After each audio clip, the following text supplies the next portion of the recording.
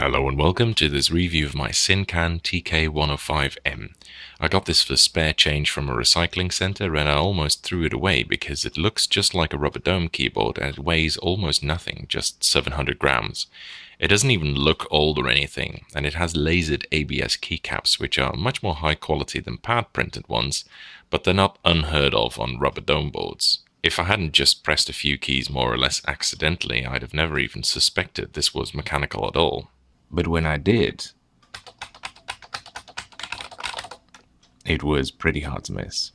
This keyboard uses Cantech buckling springs, which is a Chinese knockoff of the more well-known IBM buckling spring mechanism. Yeah, that's right, there's copies of that too.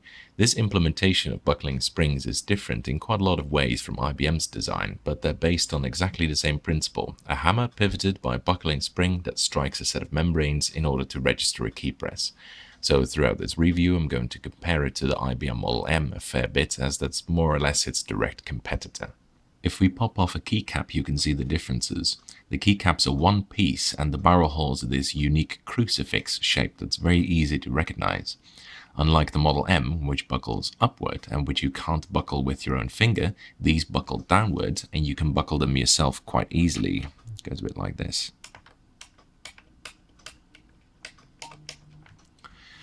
They're much louder than the Model M, by the way. It's easily one of the loudest keyboards I've ever tried. Just a quick sound comparison between the two. Here's the Sincan. And here is a Model M.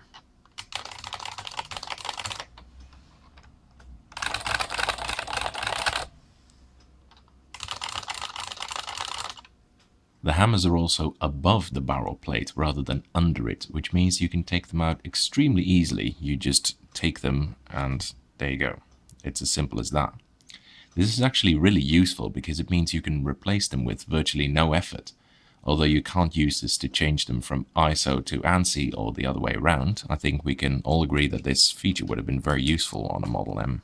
Now, when I first tried it out at the center, I was quite excited because one thing immediately struck me: they are much lighter than IBM's buckling springs. Just 55 grams in fact. I weighed it using weights and our analytical lab balance. 55 grams, that's very light. It's 15 grams lighter than IBM's buckling springs. And because a fair amount of people find IBM buckling springs too heavy, I thought this would make a very interesting alternative to them. But when I started actually using it, I quickly noticed a major problem with these. They're very scratchy.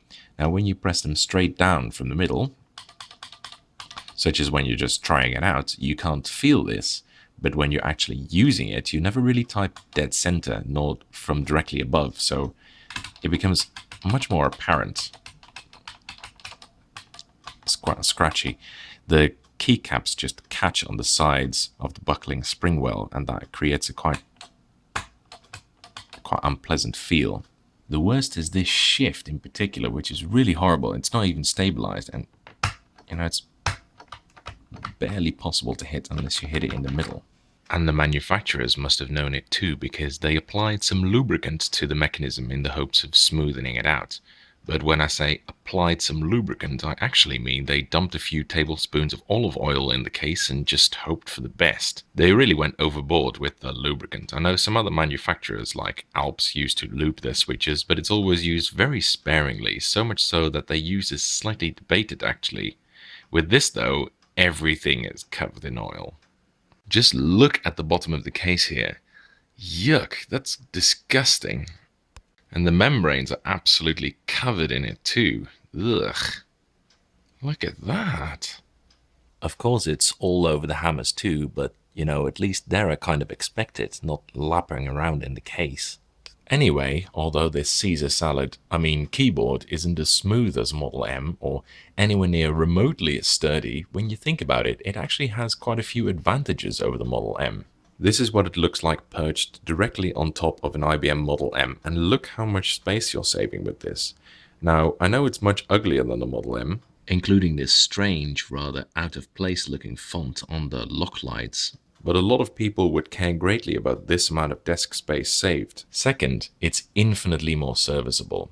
Unlike the Model M with those stupid rivets that require you to bolt mod the whole thing if something goes wrong, you can just take the springs out by hand or screw open the case. That's right, screw open, not fucking 5.5mm nut driver open the case and clean the membranes, etc.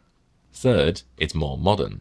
IBM stubbornly refused to put Windows keys on their keyboards. It wasn't until Unicomp took over the assets that those started appearing. But this keyboard does have Windows keys, as well as a few other modern buttons like Wake Up, Sleep, and Power, and a function key here.